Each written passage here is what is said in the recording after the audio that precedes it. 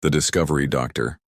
Marcus Vale wiped the sweat from his brow as he carefully brushed sediment away from the ancient stone tablet.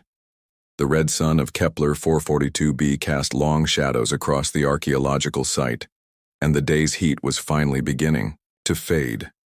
For 3 months he had been leading excavations on this remote world, funded by the Galactic Archaeological Institute to study the ruins of a supposedly extinct civilization. Zephyr, run another translation scan on this inscription, Marcus called to his AI companion, a sleek silver unit hovering nearby. The AI's optical sensors focused on the tablet. Translation complete, Dr. Vale. The text references a species called humanity. This is the 7th mention of this term in our excavations. Marcus frowned. In all his years studying galactic history, he had never encountered any reference to a species called humanity. Cross-reference that term with the Galactic Archive. No results found, Zephyr 9 responded. However, I am experiencing unusual memory fragmentation when processing this term. Requesting permission to run deep. Diagnostic. Granted. Marcus set down his tools and studied the tablet more closely.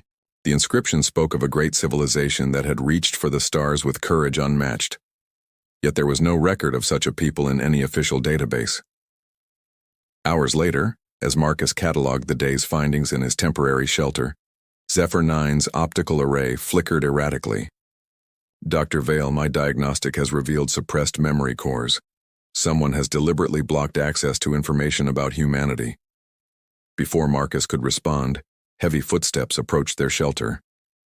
Governor Thane Koros, the towering Zaltarian, administrator of the research colony, ducked through the entrance. His scaled hide glistened with nervous perspiration, and his normally composed demeanor seemed shaken. Dr. Vale, I need to speak with you immediately, Koros said, his deep voice unusually urgent. Your AI's diagnostic queries have triggered security alerts. Marcus stood slowly. Security alerts? Governor, we're conducting legitimate archaeological research. Koros moved closer, lowering his voice. What you've discovered isn't just archaeology. Those ruins contain evidence of a species that the Galactic Syndicate has spent centuries trying to erase. He paused, studying Marcus's face carefully. Dr. Vale, what do you know about your own origins? I was found as an infant on a merchant vessel, Marcus replied, confused by the sudden personal question. The crew never knew where I came from. Why does that matter? Because, Koros said grimly, you may be one of the last surviving members of the species you've been studying. Humanity didn't disappear, Dr. Vale. They were systematically hunted to extinction. Zephyr 9's optical array blazed brightly. Memory cores unlocked. Dr. Vale, I have recovered extensive data about human civilization, culture, and the Syndicate's genocide campaign. You are indeed human. Marcus felt the world spinning around him. The species he had been studying, the civilization whose ruins he had been excavating, was his own. But why? Why would anyone want to eliminate an entire species? Fear and greed, Koros answered. Humans were adaptable, innovative, and expanding rapidly through the galaxy. The Syndicate saw them as a threat to their control. They declared humanity a dangerous myth and began systematically eliminating every trace of their existence. Then how do you know the truth? Marcus asked. Koros's expression grew grave. Because there are others like you still alive, hidden throughout the galaxy, and because the Syndicate's enforcers are already on their way here.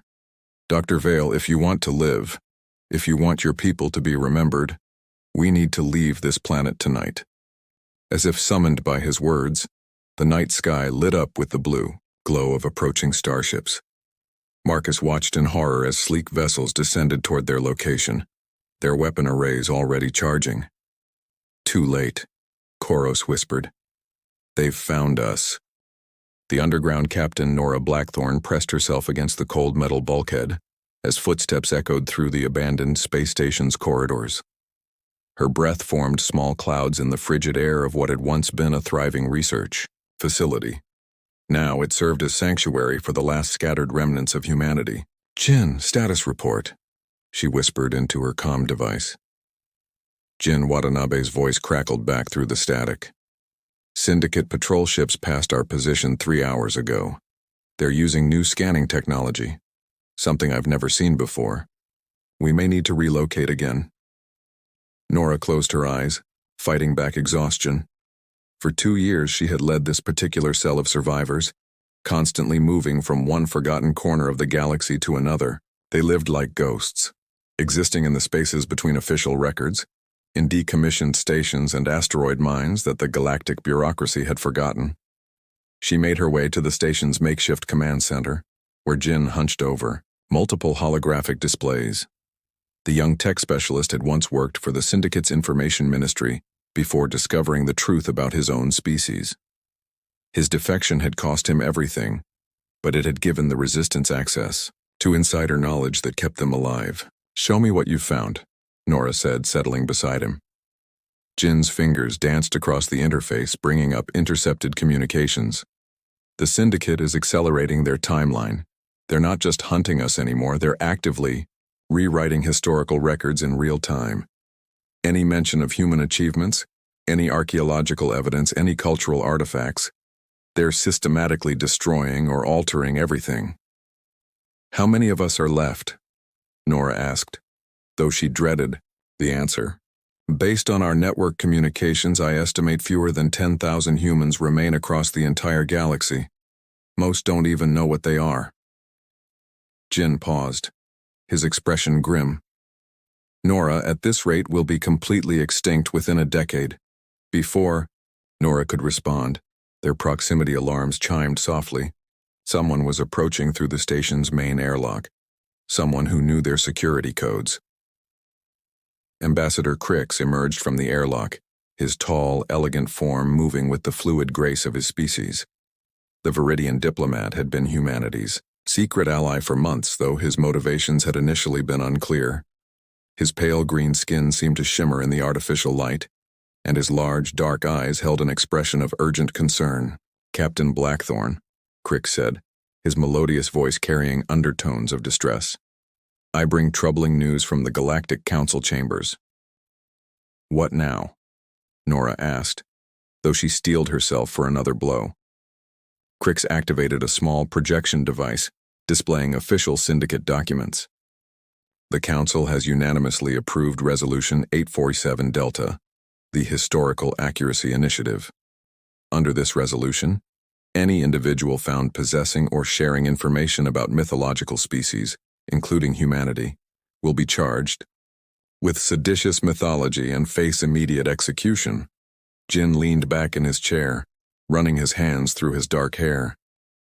"They're not just erasing us from history anymore. They're making it a capital crime to remember us." "There's more," Crix continued. "I've been secretly documenting human culture, achievements, and testimonies from survivors across the galaxy. I have over 3 terabytes of data proving humanity's existence and contributions to galactic civilization." He paused, his expression becoming resolute. "But I've also learned something else. The Syndicate's leadership isn't just motivated by fear. They're profiting from humanity's erasure." Nora straightened. "What do you mean?" "Every star system that once housed human colonies has been redesignated as unexplored territory and sold to Syndicate corporations for resource extraction. The genocide isn't just about eliminating a perceived threat. It's about claiming the most valuable real estate in the galaxy." Jin's displays suddenly flashed red with incoming alerts. "Multiple Syndicate vessels are converging on this sector. We've got maybe an hour before they reach us." Nora stood, her mind racing through possibilities. Running again would only delay the inevitable. They needed to go on the offensive.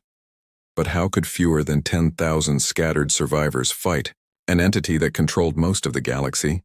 "Ambassador Crix," she said suddenly, "that data you've collected, can it be broadcast simultaneously to every inhabited world in the galaxy?"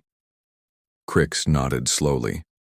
"Theoretically, yes, if we could access the main galactic communication network. But such an action would require someone with administrative access to the information ministry," Jin interrupted, understanding dawning in his eyes. "My old clearance codes might still work if I can reach a primary hub." "It would be suicide," Nora said. The moment you access the system, they'll trace your location. Jin smiled grimly. Then we'd better make sure the broadcast reaches everyone before they find us. Nora looked between her two allies, a human defector willing to sacrifice himself, and an alien diplomat risking everything for a species not his own.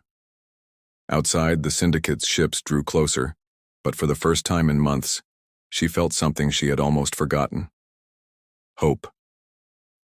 Then let's remind the galaxy what humanity really was, she said, and let's make sure they never forget us again. The reckoning Director Phoenix Cross stood in the hidden command bunker deep beneath the surface of Titan, watching as status reports flooded in from across the galaxy. At 55, she had spent the last decade coordinating humanity's scattered survivors, building networks of resistance cells and preparing for this moment. Today, humanity would either reclaim its place in galactic history or disappear forever. Phoenix, we have confirmation from all sectors, Jin Watanabe reported from his station. Despite the Syndicate's best efforts, he had successfully infiltrated 17 major communication hubs across the galaxy. The broadcast array is ready. When you give the word, 3 terabytes of evidence will simultaneously reach every inhabited world. Phoenix nodded, her weathered face showing the strain of years spent in hiding. Through the reinforced viewing port, she could see Syndicate warships surrounding Titan, their weapons trained on the moon's surface. They knew humanity's leadership was here, but they hadn't yet found the exact location of the bunker. "Ma'am," called Communications Officer Torres, "we're receiving a priority transmission from the Galactic Tribunal on Nexus Prime." The main screen flickered to life, revealing the imposing figure of Magistrate Veltar, the 8-foot-tall Chief Justice of the galaxy's highest court. His crystalline skin refracted the chamber's light into rainbow patterns, and his multiple eyes conveyed both authority and curiosity. To the individuals claiming to represent the mythological species humanity, Veltar began, his voice resonating through the bunker. "I have received compelling evidence from Ambassador Crix of the Viridian delegation. Evidence that, if authentic, suggests a grave injustice has been perpetrated by the Galactic Syndicate." Phoenix stepped forward. "Magistrate Veltar, I am Director Phoenix Cross, acting leader of the human survivors. We are prepared to present our case." "The tribunal will convene an emergency session," Veltar announced. "However, you must understand that appearing before us means revealing your location to Syndicate forces. Are you prepared for that consequence?" Before Phoenix could respond, another voice cut through the transmission. "She won't have to make that choice alone." The figure of Commander Rix Voss materialized on screen beside Veltar.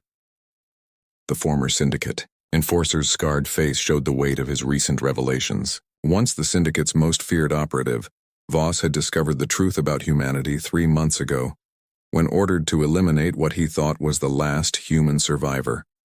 A child. "Commander Voss," Phoenix said, surprise evident in her voice. "I thought you were in Syndicate custody." "I was," Voss replied grimly, until other Syndicate operatives began questioning orders. "Phoenix, you're not as alone as you think. When the truth about humanity spread through our network, dozens of enforcement units refused to participate in the genocide. The Syndicate is fracturing from within." Magistrate Veltar's multiple eyes focused intently. "Commander Voss, you were present during the original decision to classify humanity as mythological. What can you tell the tribunal?" "Everything," Voss said. "The recordings, the financial transactions, the orders to eliminate evidence. I have documented proof that Elder Thorn and the Syndicate leadership orchestrated humanity's erasure not for galactic security, but for profit. They're sitting on mining rights worth quintillions of credits in former human territory." Phoenix felt a surge of hope, but she knew they had only moments before Syndicate forces would storm their bunker. "Jin, initiate the broadcast now." "Broadcasting to all networks," Jin confirmed. "Galactic citizens are seeing proof of human civilization, art, music, scientific achievements, and testimonies from survivors. The evidence is undeniable." Across the galaxy, billions of beings watched in stunned silence as the truth unfolded before them. Images of human cities, recordings of human music, testimonies from survivors like Dr. Marcus Vale, who had discovered his own identity. The scope of the syndicate's deception became impossible to ignore. On the tribunal station, Magistrate Veltar reviewed the incoming data in real time. "The evidence is overwhelming," he announced. "I hereby issue an emergency injunction against all syndicate forces. Cease hostile actions against human survivors immediately." The bunker shook as syndicate ships began their final assault, but Phoenix noticed something unexpected on the tactical display. Several syndicate vessels had broken formation and were actually engaging their former allies. "Ma'am," Torres called out, "we're receiving support requests from syndicate defectors." Commander Voss wasn't exaggerating. A significant portion of their fleet is switching sides. Through the chaos of battle above, Veltar's voice rang clear. "By the authority of the Galactic Tribunal, I formally recognize humanity as a legitimate species of the galaxy, with all rights and protections. Therein, Elder Thorn and the Syndicate leadership are hereby charged with genocide and crimes against galactic civilization." Phoenix watched as the tide of battle turned. Syndicate loyalists found themselves outnumbered by their own former allies, beings who refused to participate in genocide once they learned the truth. Within hours, the last holdouts surrendered. As rescue ships arrived at Titan, Phoenix emerged from the bunker for the first time in years, breathing unfiltered air under an open sky. Jin stood beside her, tears streaming down his face as he watched human survivors emerging from hiding places across the galaxy. Commander Rix Voss approached them, his expression heavy with regret. "I know nothing can undo what was done," he said quietly, "but I pledge my life to ensuring it never happens again." Phoenix studied the former enforcer's face and saw genuine remorse. "The greatest honor you can give the dead," she replied, "is to protect the living." Months later, as humanity began the long process of rebuilding, Phoenix stood before the Galactic Assembly as Earth's first official ambassador in over a century. The chamber was packed with representatives from thousands of worlds, many seeing a human for the first time. "We return to the galactic community not seeking vengeance," Phoenix declared, "but offering forgiveness and wisdom. Our near extinction serves as a reminder that fear and greed can lead even civilized societies to commit the unthinkable. Let our survival be proof that truth, no matter how buried, will always find a way to shine through the darkness." The assembly erupted in applause, but Phoenix's thoughts turned to the thousands of humans who hadn't lived to see this day. They had been erased from history, but they would never be forgotten again.